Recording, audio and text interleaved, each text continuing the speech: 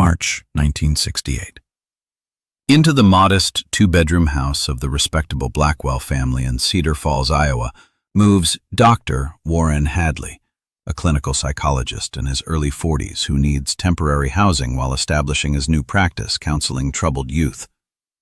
Mother Constance, a devoted church deaconess and community volunteer, considers it a Christian duty to provide shelter to this professional man doing God's work.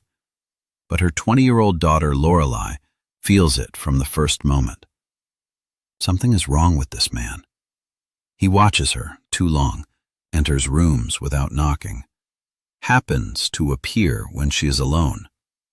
When Lori tries to tell her mother about the lodger's disturbing behavior, Constance accuses her daughter of shameful thoughts about a respectable Christian professional and blames it on the corrupting influence of her liberal college. But through a friend from a neighboring town, Lorelei discovers a terrifying truth.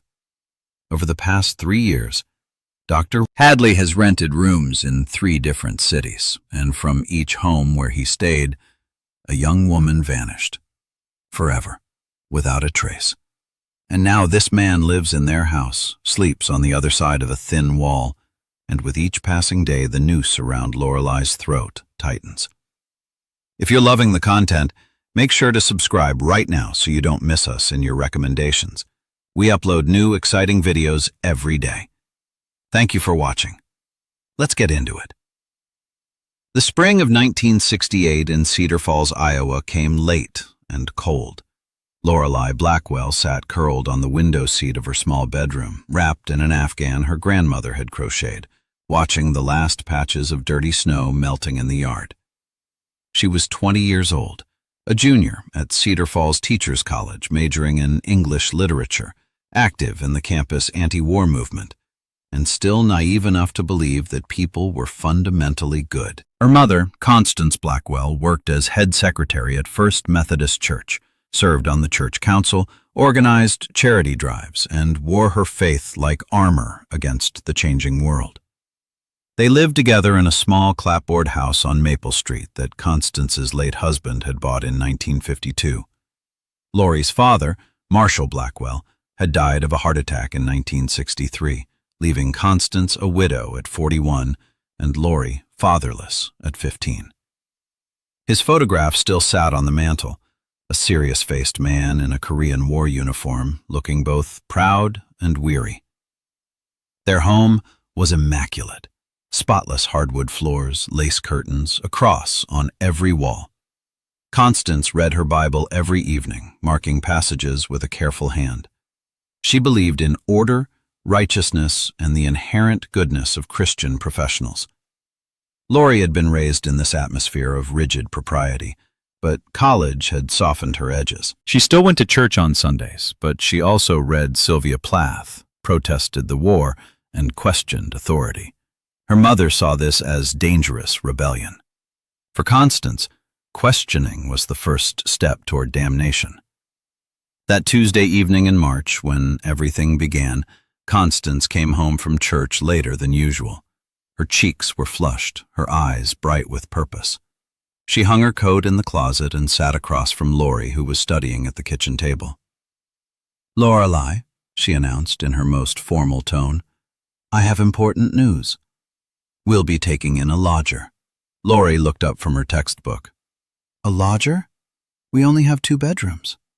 "Temporarily," Constance explained, "for 2 to 3 months. Dr. Warren Hadley, a clinical psychologist. He's just moved to Cedar Falls to open a practice counseling troubled teenagers and needs a place to stay while his permanent housing is arranged. Reverend Mitchell specifically asked if we could help. It's our Christian duty." Lori frowned. "Where will he sleep? My room is tiny, and so is yours." "You'll move into my room," her mother decided. "We'll give Dr. Hadley your bedroom. A small sacrifice for the Lord's work. He's doing important work with young people who've lost their way." Lori wanted to object but held her tongue. When her mother used that tone, argument was futile. Besides, 2 or 3 months wasn't forever. She could endure it. "When is he moving in?" "This Saturday." Constance fixed her with a stern look. "And Lorelei, You will conduct yourself appropriately. This is a professional man, a doctor. I want you to dress modestly, no miniskirts, no low necklines. And watch your language. None of that hippie slang you pick up at college. We will not embarrass ourselves in front of someone of Dr. Hadley's standing." Lori nodded, feeling a familiar irritation rise in her chest. She already dressed conservatively, never wore makeup, avoided the fashions her classmates embraced. And now, because of some stranger, she had to become even more invisible. Saturday morning arrived with weak sunshine and lingering chill. Lori and Constance spent the morning moving Lori's belongings, clothes into a suitcase, books into boxes, her Bob Dylan and Joan Baez records carefully stacked. The room felt abandoned once they finished. Constance scrubbed every surface, hung fresh curtains, put clean sheets on the narrow bed. By 2 o'clock, everything was ready. They waited. Lori sat on her mother's bed reading The Bell Jar for her contemporary American literature class, but couldn't concentrate. An inexplicable anxiety gnawed at her. Animal instinct, fear without reason. At 2:30, they heard a car door slam outside. Constance leapt up, smoothed her dress, and hurried to answer the front door. Lori heard the door open, her mother's bright voice. "Dr. Hadley!" "Welcome. Please, come in." A deep male voice responded, "Mrs. Blackwell, thank you so much for opening your home." Lori stood, smoothed her long skirt, and prepared to meet their guest. He appeared in the doorway to her mother's bedroom. He looked to be about 40, average height, solid build, not fat but thick through the shoulders and chest. His face was ordinary, even pleasant, square-jawed, clean-shaven, with a careful smile. Thinning brown hair combed back from a high forehead, pale blue eyes behind wire-rimmed glasses. He wore a brown suit, white shirt, narrow tie. A man who looked exactly like what he claimed to be, a respectable professional. But when his gaze fell on Lori, she went cold. He stared at her for too long. His pale eyes traveled slowly from her face downward, lingering on her neck, her chest, despite the modest buttoned blouse, her waist, her hips, then back up. It lasted maybe 4 seconds, but Lori felt stripped bare. His gaze was tactile, invasive, like fingers probing where they had no right to be. She instinctively crossed her arms over her chest. "This is my daughter, Lorelei," Constance said proudly. "She's studying to be a teacher at the college. Honor roll student." Warren Hadley smiled. The smile showed white, even teeth, but his eyes remained cold, calculating. "Delightful to meet you, Lorelei. Please, call me Warren, or Dr. Hadley, whichever feels comfortable. I hope we'll get along splendidly." He extended his hand. Lori shook it automatically. His palm was warm, slightly moist, and he gripped her fingers harder than necessary, holding on a beat too long. His thumb traced across the back of her hand, a movement so subtle it might have been accidental, but Lori knew it wasn't. She pulled her hand away and stepped back. Constance bustled about, showing in the room, explaining where things were kept. He nodded, thanked her effusively, complimented the house's cleanliness. He'd brought only a single suitcase and a leather briefcase. "I travel light," he said. "Professional habits. You learn to live simply." Constance beamed. "That's admirable. So many people these days are obsessed with material things." She invited them to the kitchen for lunch, tomato soup and grilled cheese sandwiches. They sat at the small table. Constance talked enthusiastically about the church, the community, the town's needs. Warren listened, nodded, made appropriate responses. He ate neatly, methodically, but Lori felt his attention on her constantly. Whenever she reached for the salt or passed the bread, she caught him watching, studying her, as if cataloging information. After lunch, Constance went to wash dishes. Lori started to excuse herself to retrieve some textbooks from what was no longer her room. Warren stood at the same moment. They met in the narrow hallway.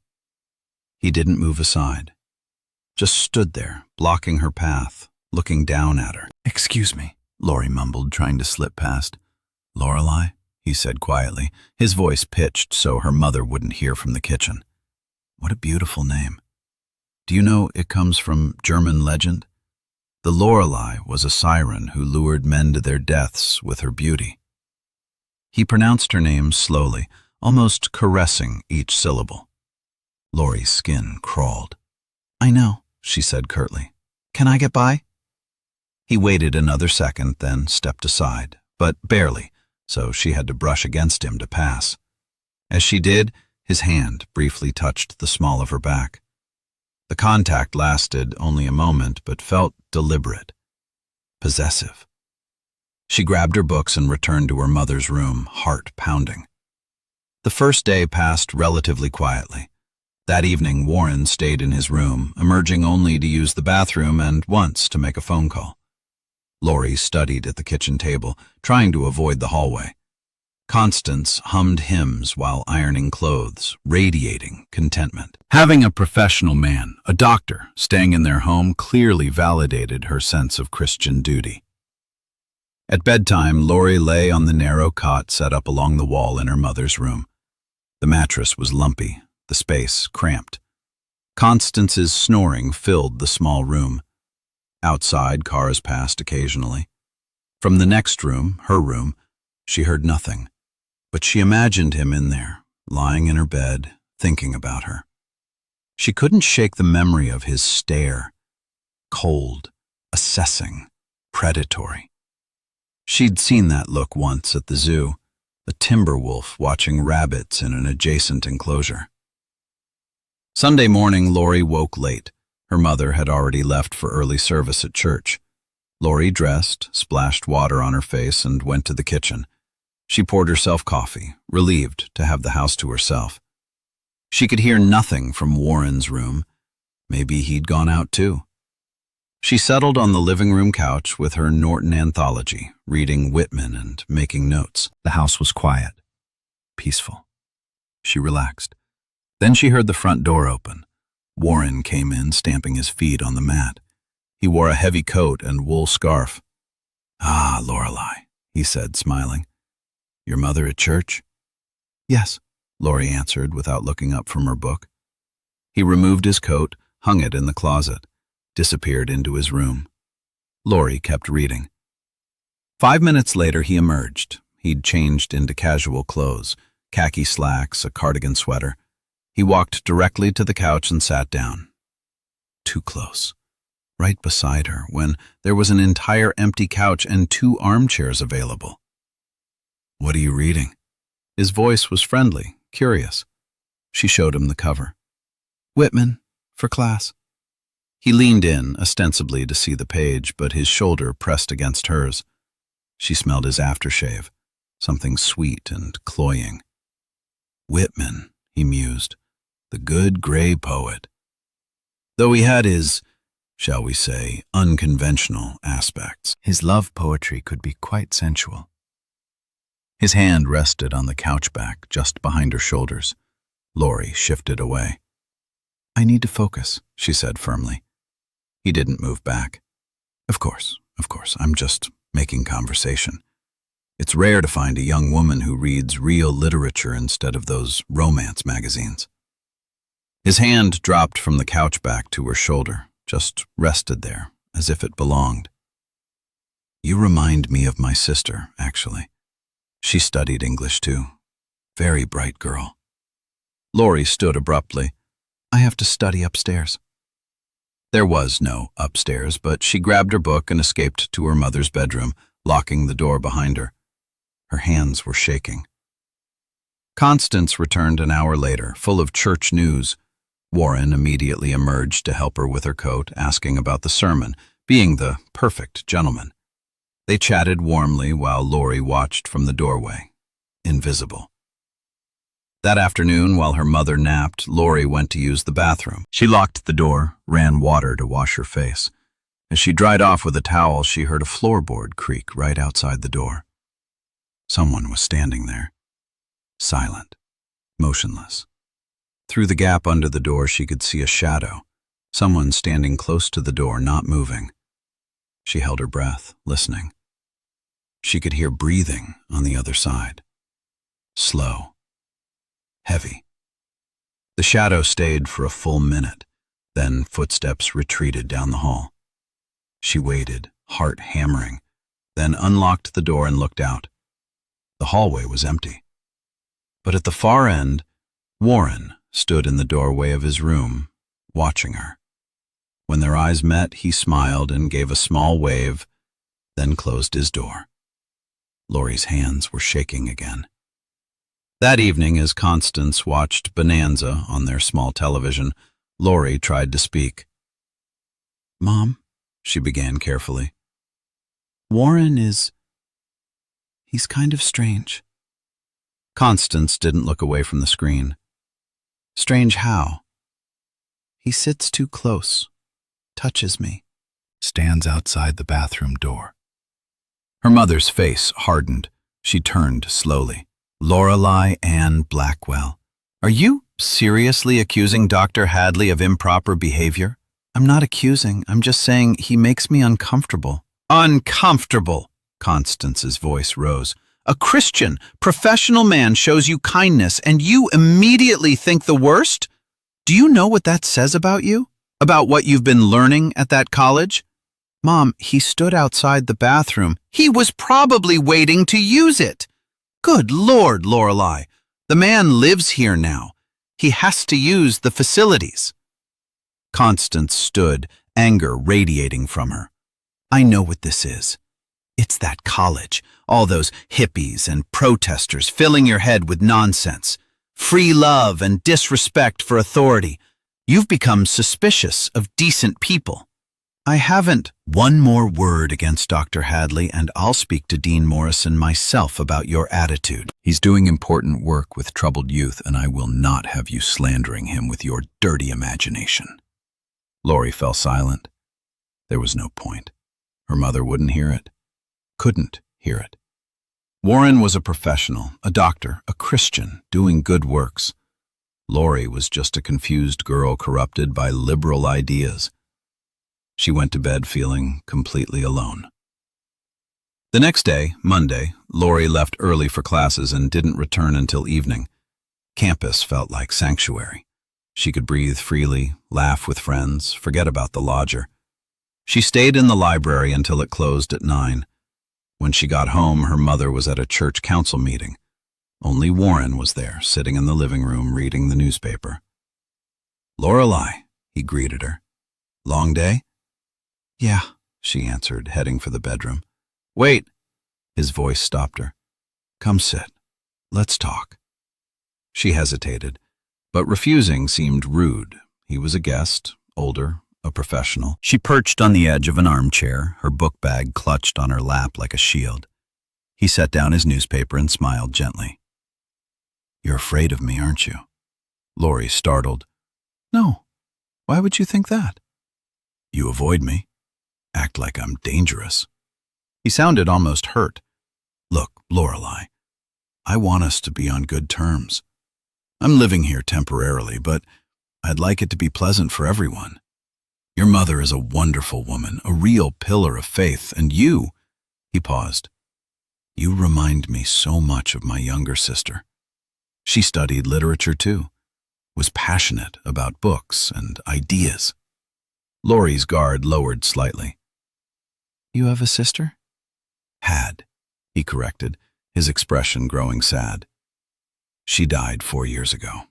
Tragic accident. I still haven't really recovered." He looked down at his hands and Laurie felt an unwanted pang of sympathy. Maybe she'd misjudged him. Maybe he was just a lonely man who missed his sister and saw something of her in Laurie. "I'm sorry for your loss," she said quietly. He looked up, gratitude in his eyes. "Thank you. You know, I don't have much family. The work keeps me moving around, never in one place long enough to put down roots. Being here with you and your mother, it's the closest I've felt to having a home in years." They talked for 20 minutes. Laurie found herself relaxing, telling him about her classes, her friends, her dreams of teaching. He listened attentively, asked thoughtful questions, laughed at the right moments. He seemed normal, kind, even. When Constance came home, she found them chatting in the living room and practically glowed. "Oh, how wonderful! Lorelei needs more interaction with educated people instead of those radical students." The evening passed peacefully. As Lori lay on her cot that night, she wondered if she'd overreacted. Maybe everything would be fine after all. But the next day, it started again. That evening, Lori took a bath. The bathroom door had a simple hook latch. She locked it, ran hot water, and sank into the tub. She'd been soaking for maybe 10 minutes when she heard the doorknob rattle. Someone was trying to open the door. The knob turned once, twice, 3 times. The hook rattled but held. "Occupied," Lori called out. Silence. Then Warren's voice. "Oh, sorry, Lorelei. Didn't realize you were in there." But there was no surprise in his voice, no embarrassment, just barely concealed irritation. His footsteps retreated. Lori's heart raced. She drained the tub, dressed hurriedly, and fled to her mother's room. He'd known. She'd told her mother she was taking a bath. He'd heard. He'd tried the door deliberately, testing to see if she'd locked it. The pattern became clear over the next week. Warren always found ways to be near her. If she was in the kitchen, he'd come in for water. If she was in the hallway, he'd emerge from his room with some excuse. And every time his eyes traveled over her body with that slow, assessing gaze. One evening, when Constance had gone to the grocery store, Lori sat at the kitchen table working on an essay. Warren emerged from his room and stood behind her chair. Just stood there, silent. The back of her neck burned with awareness. She kept writing, gripping her pen so hard her knuckles went white. He stood there for a full minute. Then he leaned down, looking over her shoulder at her paper. His face came so close to hers she could feel his breath. "Writing about Hemingway?" he asked quietly. Too quietly, intimately. Lori nodded, unable to speak. "A farewell to arms," he continued. "Tragic love story. The protagonist's desperate passion for Catherine." His hand rested on the back of her chair, fingers almost touching her shoulder. "Tell me, Lorelei, do you believe in that kind of passion? The kind that consumes you, makes you lose all control?" Lori shot to her feet so quickly the chair tipped over. "I need to go," she gasped, grabbing her coat. "Where are you?" Warren began, but she was already out the door. She walked for an hour in the cold March twilight, tears freezing on her cheeks. She couldn't live like this. Couldn't. But what could she do? Her mother wouldn't listen. What would the police say? He looks at me funny and stands too close? They'd laugh her out of the station. Warren had done nothing overtly wrong, nothing that could be proven, but Lori knew in her bones that she was in danger. When she returned home, her mother was furious. "Where have you been? I was worried sick." "Just walking," Lori lied. Warren sat at the kitchen table reading. He looked up when she entered and smiled, a knowing smile, as if to say, "I know why you ran, and I like it." That night, lying in the dark, Lori heard him moving around in the next room, heard his bed springs creak, heard him pacing, and she imagined him standing at the wall between them, listening, imagining her just feet away. The next morning, a neighbor from down the street stopped by while Lori was getting ready for class.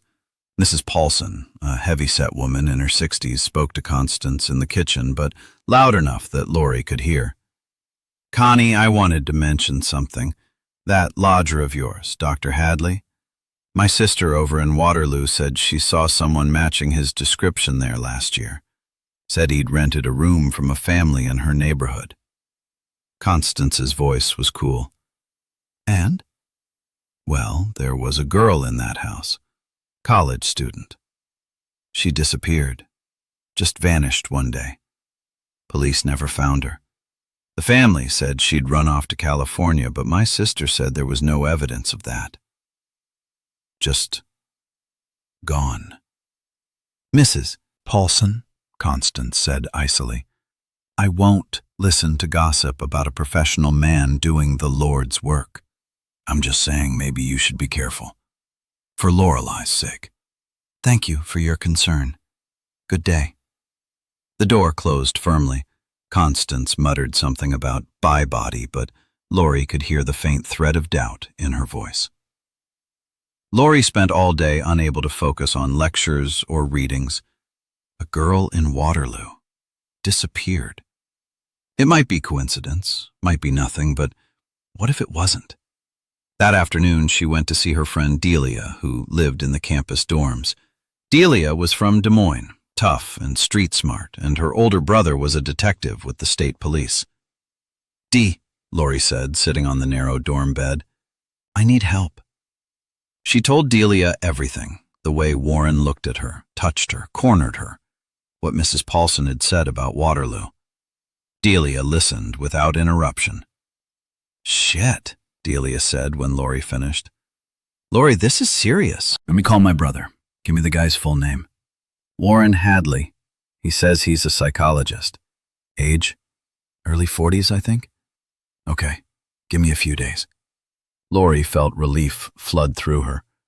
Finally, someone believed her, someone who would help. She went home late that night. Her mother was asleep. Warren sat at the kitchen table with a cup of coffee. Lorelei, he said as she tried to pass. Stop. His voice was different, harder. She stopped, turned. He stood, walked toward her. You've been avoiding me again. I don't appreciate it.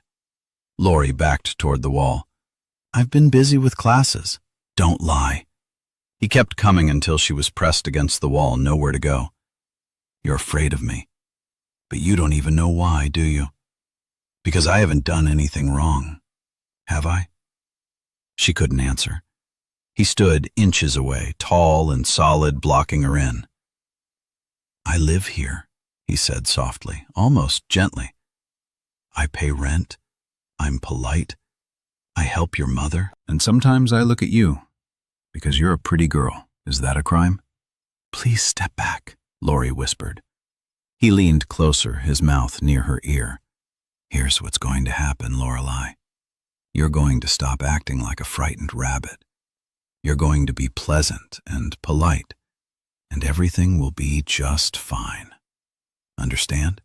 She nodded, unable to speak. Good girl. He stepped back, returned to his coffee. Get some sleep. You look tired. Lori fled to the bedroom, hands shaking so badly she couldn't unbutton her blouse. She lay in the dark, listening to her mother snore, feeling the walls close in. She was trapped. No one would help her, and he knew it. The week dragged on endlessly. Lori spent as little time at home as possible, even sleeping at Delia's dorm room twice. Constance complained that her daughter was becoming wild and irresponsible, but Lori couldn't explain. Finally, on Saturday, Delia came to meet her at a coffee shop near campus. She looked pale, serious. Lori, she said, pulling out a small notebook. My brother did some digging. Listen to this carefully. She opened the notebook. Warren Hadley, born 1927, licensed psychologist in Iowa, but his license was suspended in Illinois 3 years ago for ethical violations, whatever that means. He's moved around a lot. Waterloo, Mason City, Dubuque, always short stays, always renting rooms in private homes. Lori's blood ran cold. And? In 3 cities where he stayed, young women went missing. Waterloo, 1965, Nicole Preston, 19, vanished. Mason City, 1966, Barbara Finch, 20, disappeared. Dubuque, 1967, Patricia Lowry, 18, never seen again. Delia looked up. All were college students. All lived in homes where Hadley had been renting a room. Families claimed the girls ran away. One supposedly to California, one to join her boyfriend in Chicago, one to New York to be an actress. But my brother says no evidence supports any of that. No paper trail, no sightings, nothing. Just gone. 3 girls, Lori breathed. 3 that we know of. Lori, my brother says this is a pattern. But Hadley's never been charged because there's no proof. No bodies, no witnesses, nothing. Just circumstantial evidence. And he's smart. He's a psychologist, knows how to manipulate people, how systems work. What do I do? Delia grabbed her hand hard. Get out. Now. Don't wait, don't pack, just leave. Come stay with me in the dorm. Tell your mother later. Just get away from him. But my mom, your mom's an adult. You're the one in danger. Lori, if the pattern holds, you're next. My brother said if Hadley's following his usual timeline, it'll happen soon, within weeks. Lori nodded. She'd leave tomorrow, Sunday, when her mother was at church. She'd pack a bag and go. But when she got home that evening, Constance met her at the door with shining eyes. Lorelei, wonderful news. Dr. Hadley's moving out. He found his own apartment, starts his lease Monday. He'll be gone by tomorrow afternoon. Lori couldn't believe it. He's leaving? Already? Yes, a lovely 2-bedroom place near his new office. So we'll have a nice farewell dinner for him tomorrow after church. Relief crashed over Lori so powerfully she nearly cried. He was leaving, on his own. She was safe. They spent Sunday morning preparing a special dinner, roast chicken, mashed potatoes, apple pie. Constance hummed cheerfully. Lori felt light, almost giddy. By evening, Warren Hadley would be out of their house forever. But he didn't come home that afternoon. 5 o'clock passed, 6, 7. Constance grew worried. He said he'd be here by 3. At 8, someone knocked on the door. Constance opened it to find a uniformed police officer. Mrs. Constance Blackwell? Yes? Ma'am, I need you to come down to the station. We need help identifying a body. The world tilted. Lori grabbed the doorframe. Warren Hadley was found dead this afternoon in his new apartment. Apparent suicide. We need a positive identification. They drove to the morgue in silence. The fluorescent lights were harsh, the smell of disinfectant overwhelming. Constance identified the body. Lori didn't look. When they emerged, Constance was crying. Such a troubled soul. What drove him to this? The officer shrugged. No note. Landlord found him hanging in the bedroom. No signs of struggle. Looks like he did it himself. They returned home in shock. Constance took sleeping pills and went to bed. Lori sat in the kitchen staring at nothing. He was dead. The threat was gone. But instead of relief, she felt a strange hollowness and a question that wouldn't leave her alone. What if it wasn't suicide? The next day, Lori met Delia at their usual coffee shop. Did you hear? Delia asked immediately. Hadley's dead. I know. They said suicide. Delia shook her head. My brother doesn't think so. Says it's too convenient. Right when questions were being asked, right when someone was finally paying attention. You think someone killed him? Maybe. But who? And why? Lori didn't know, but she knew one thing. Warren Hadley wouldn't be hurting anyone else. Life gradually returned to normal. Lori moved into the dorms permanently. Constance agreed it made sense for school. Months passed, then years. Lori finished college, became a high school English teacher, married a kind man named Tom, had 2 children, built a good life. But she never forgot that spring. Never stopped having nightmares where Warren stood in a doorway, watching her, smiling. In 1973, 5 years after Warren's death, Lori received a letter. Plain envelope, no return address. Inside, a single sheet of paper in neat handwriting. Miss Blackwell, you don't know me. My name is Dennis Preston. Nicole Preston was my sister. I tracked Hadley for 3 years after she disappeared. When I learned he'd moved to Cedar Falls, I knew he'd strike again. I couldn't let that happen. I confronted him in his apartment the day he moved in, made him tell me where he'd buried them. Then I made sure he couldn't hurt anyone else. The police won't investigate. No one cares about one dead predator. The girls are buried properly now, in real graves under false names. They have peace. I hope you do too. You were lucky. DP. Lori read it 3 times, then burned it in the kitchen sink, washed the ashes down the drain, never mentioned it to anyone. She lived a long life, taught for 35 years, raised her children, saw her grandchildren born. But that spring of 1968 never left her. The fear of being trapped with a monster, the betrayal of not being believed, the randomness of survival. When Lori died in 2019 at age 71, her daughter found journals hidden in her closet. The whole story was there, written in Lori's careful teacher's hand. Her daughter, Rachel, published excerpts online with the title, "The Lodger, A True Story." The post went viral.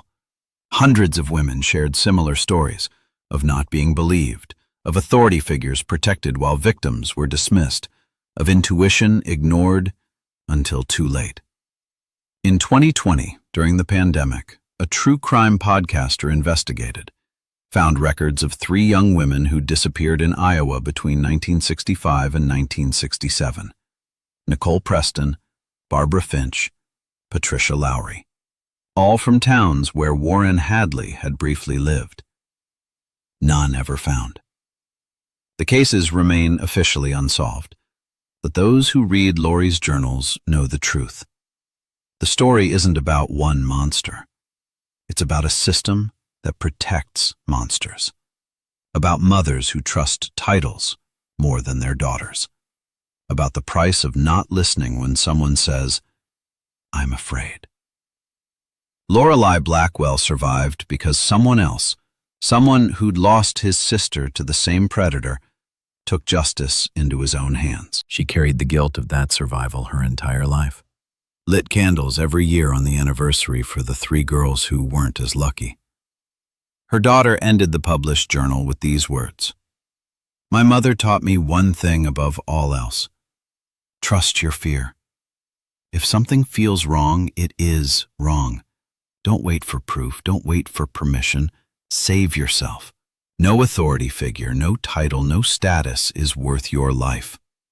Run, and don't apologize for it."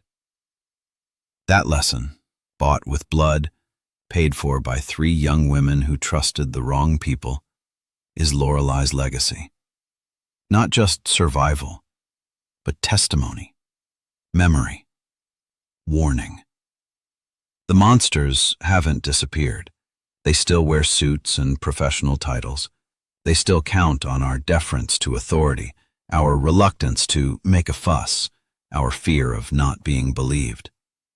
But every woman who reads Lori's story and trusts her instincts, every mother who believes her daughter, every friend who helps without questioning, that's the real ending. Not one woman saved, but the knowledge passed down. You are not crazy. Your fear is valid, and you deserve to be believed. That's what Lorelei Blackwell fought for in those terrifying weeks in spring 1968, and what she spent the rest of her life teaching. Listen to the scared girl. She's probably right.